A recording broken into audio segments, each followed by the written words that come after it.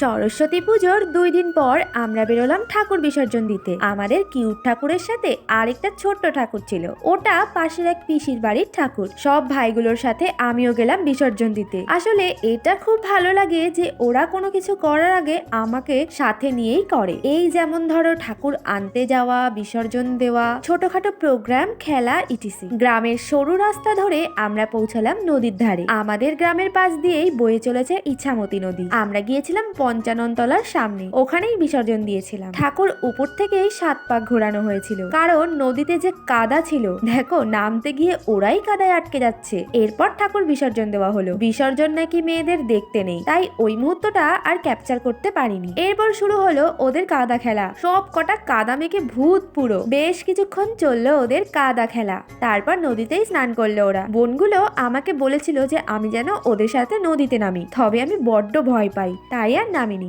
বাড়ি এসেই স্নান করেছিলাম।